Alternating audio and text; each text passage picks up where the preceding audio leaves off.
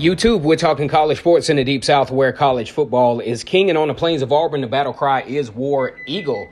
Go ahead and like this video, comment, and subscribe to Vernon Speak Sports Auburn.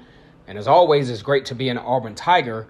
War Eagle. The number 8 Auburn Tigers will be taking on Kent State under somewhat the lights at Auburn. 6 p.m. Central Standard Time, 7 o'clock Eastern Standard Time. This coming Saturday in Jordan-Hare Stadium for the second straight home game of the football season. There are some areas of concern, though, with the number 8 Auburn Tigers that we will note in this particular video today. Now, I think Auburn, especially from a defensive standpoint overall, and with the tenacity and the aggressiveness in which they found ways to win football games, are very worthy of the number 8 ranking.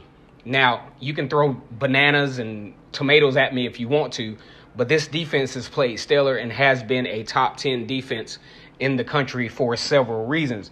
But some of the areas of concern that I have for the Auburn Tigers goes back to actually the opposite of what Gus Malzahn is usually good at.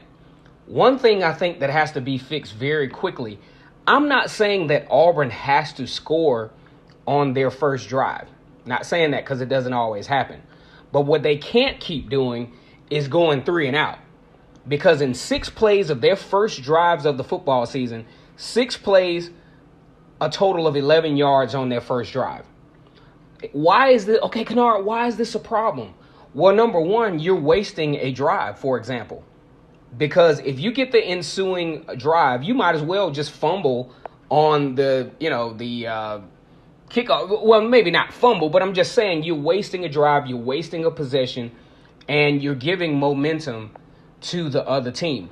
What I would like to see moving forward is not necessarily a scoring drive, but what I would like to see is a sustained drive on the first possession for the Auburn Tigers. Start to open things up a little bit, because what we have seen is there is a problem with Auburn trying to run the football within the A and the inner parts of the B gap, okay? Because what teams are doing, they're stacking the line. They're putting that biggest guy over Caleb Kim, and we talked about this at the beginning of the season, that Caleb Kim was somewhat of a liability at the point of attack, and teams are exploiting this, but Gus Malzahn is continuing to try to run the football within that interior portion of the football field, which makes the offensive line looks a little bit worse, and what some media outlets and some sports analysts have called subpar, when it's not necessarily subpar. You're not playing to your strength, and your strengths for Auburn, and we cited this at the beginning, is not the center and the 2 guards, especially at the up front running attack. What Auburn needs to do is on first down is, if you are going to run the ball, number one, don't run the jet sweep with Eli Stove. I'm going to talk about that in another video because I'll get on a rant if I start talking about that on this one. But either way, start pushing the running game out past the B gap where your strength is, because in the interior, it's just not happening. And we've seen this for the last few weeks, that is just not going to happen on that first drive. So I think Auburn needs to do a little bit better job of sustaining drives, developing some momentum on the first drive, because going 3 and out on your first drive down the stretch is going to prove to be problematic, because you're not taking advantage of momentum at the beginning of the game. Number 2, I think Bo Nix, as well as he has managed, as well as he has engaged in heroics in his particular first season as an Auburn Tiger, the 47% completion percentage has got to improve. Now, the armchair quarterback will say, well, it's the offensive line's fault. I say BS. I say there's several times when Bo Nix actually has time to throw the football. He either errantly scrambles right into the pressure, or he misses guys that are wide open. There are several plays, even in the Oregon game, in the Tulane game, where even when you look at Gus Malzahn coaching him on the sideline, he coaches him to dip the ball in instead of throwing the ball straight ways, which is how he missed the touchdown, 2 touchdowns in the Tulane game. Also, there were several plays, like there was a third early on the first drive of the Tulane game where it was a 3rd down and 2, where there was a very shallow out route run by Eli Stove that was dropped. Several plays where receivers have dropped passes, not necessarily doing Bo Nix a favor. Now, here's the deal. There is absolutely no way that the Auburn Tigers will win on a high level if Bo Nix doesn't improve his 47% stat. Do I think he will improve? Of course I think he will improve, because one thing I can say about Bo Nix versus you take game 1 and then ease on to game 2, you have no turnovers. Good deal for Bo. But now execution is key. Taking advantage of the opportunities that are given to you is key.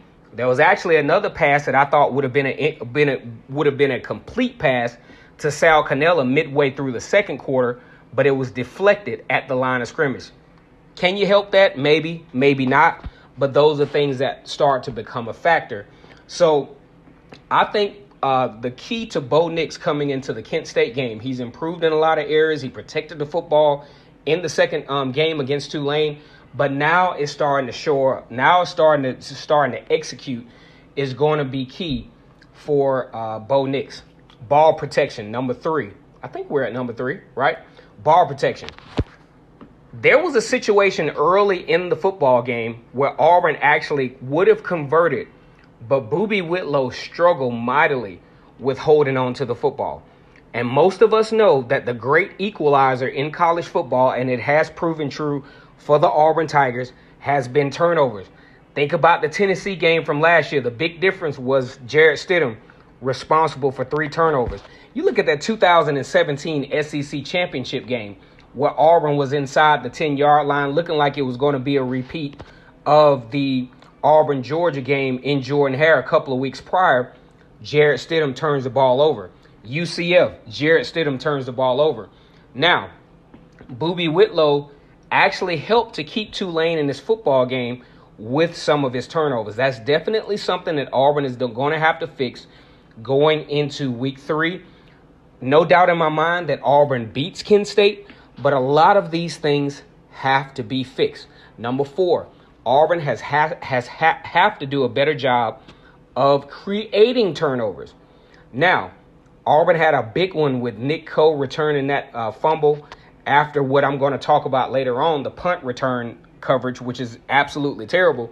But Nick Coe Auburn forcing the turnover changed the trajectory of the game. Jeremiah Denson with the interception against Tulane. But what we have to do is see more forced turnovers. If Auburn is going to make a run in the 2019 season, they have to find a way to be a little bit more opportunistic. Most of the teams who are very successful, we think about Alabama teams who've won national championships in the past, Clemson, all these other teams, they do a very good job of changing trajectories of games by forcing turnovers. Clemson did it in the 2018 national championship game against Alabama. The next one, probably one of the most glaring stats of the Auburn Tigers for this 2019 season, is the punt returns of the opposing team. Now, it looks bad on film or video footage, but it looks even worse when you look at the stats.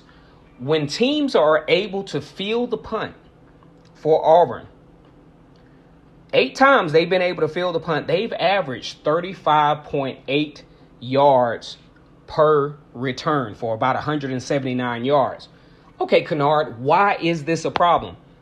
Number one, usually you field the punt around the 20, 30-yard line. If you're averaging 35.8 yards when you return the ball, guess what that does? That turns over the field, the possession. That means the offense doesn't have to work as hard to gain yards. So you already put your defense, who is actually very good, by the way, only giving up 13 points per game and not giving up a lot on third down. But you, over time, you got to think about the law of averages is going to catch up with you at a certain point.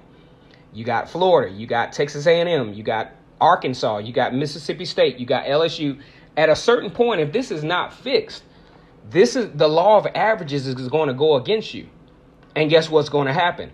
You're going to find yourself losing an unnecessary game, LSU 2017 and 18, Florida State in the national championship with that was actually a kickoff return for a touchdown. But either way, on special teams, Auburn has to definitely improve. And then talking about the kickoff coverage isn't that great as well, because you're talking about 2 kickoff returns for 57 yards.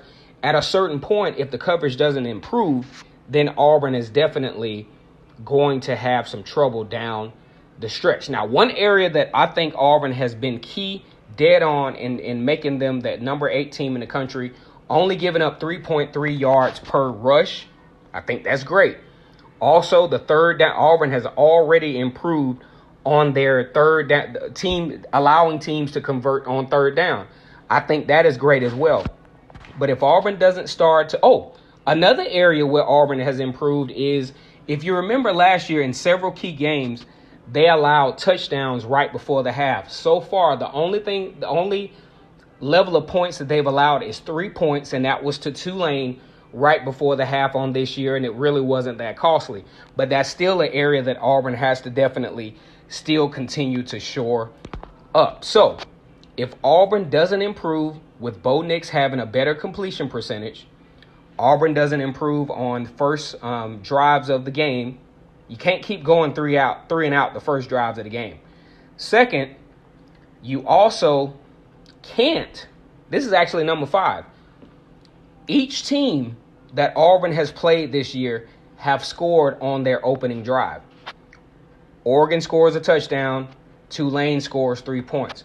As good as this defense has been statistically, that is another stat that has to end. They have to start to get to the point where, if not 3 and out, you definitely don't want to allow a score on your first drive of the game. Definitely some concerns for the Auburn Tigers. They have the opportunity, they have the personnel to actually get this fixed. But if it's not fixed, you're going to be looking at a possible another, 8-5, 9-4, kind of season with the little things, guys. Football is a game of inches, and Auburn is really playing with fire right now. Once again, it's Kennard Vernon Stewart here for the podcast talking Auburn football. Go ahead and like this video, comment, and subscribe to the channel. As always, it's great to be an Auburn Tiger, War Eagle.